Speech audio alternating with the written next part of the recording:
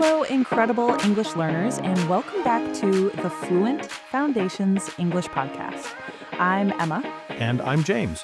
Today, we're diving into a topic that almost every single advanced learner asks us about.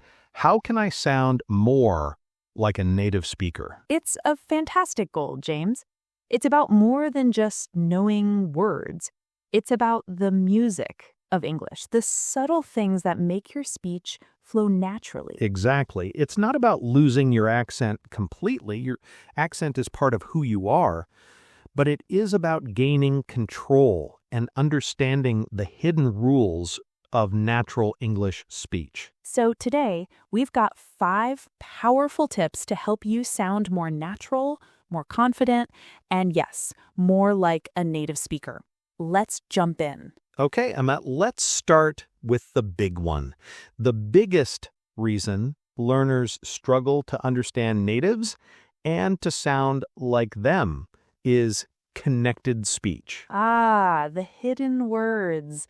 What do you mean by connected speech, James? It's how native speakers link words together. We don't say every word clearly and separately. For example, we don't say I am going to. We often say I'm gonna. Or I want to becomes I wanna. Or did you becomes did ya. Exactly. This is why a learner hears did you eat and thinks what is did ya? They don't hear did you. So the tip here is to start listening for these connections. Don't try to say them perfectly right away.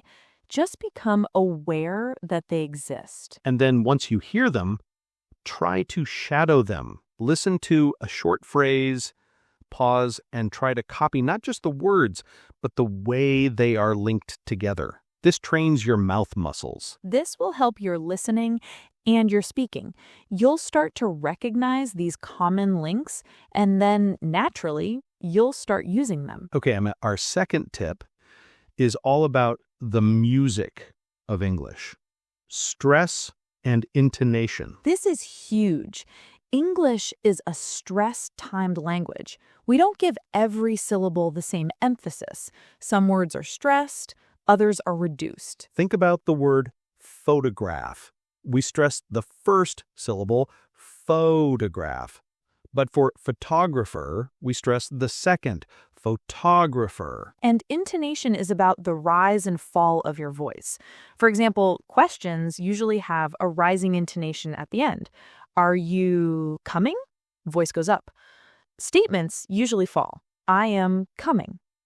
Voice goes down. So if you speak English with a flat intonation, it can sound unnatural or even a little bit rude sometimes. So the tip is to exaggerate when you practice. Listen to native speakers, pick a sentence, and try to copy their intonation and stress patterns. Use your hands. Go up and down with the music. It feels silly at first, but it makes a massive difference in how natural you sound. It brings your English to life. Okay, tip number 3 is about vocabulary, but not just single words. It's about phrasal verbs and idioms. The tricky ones. Why are these so important for sounding native, James? Because native speakers use them constantly in daily conversation. If you say, I postponed the meeting, that's perfectly correct.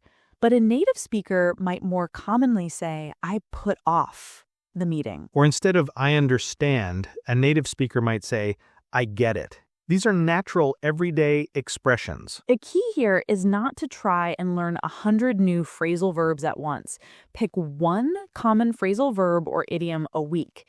For example, to look up, meaning to search for information. And then, like we talked about with vocabulary, use it in a personal sentence. I need to look up the meaning of procrastinate, and then try to use it in a real conversation. The more you incorporate these natural expressions, the more native-like your speech will become.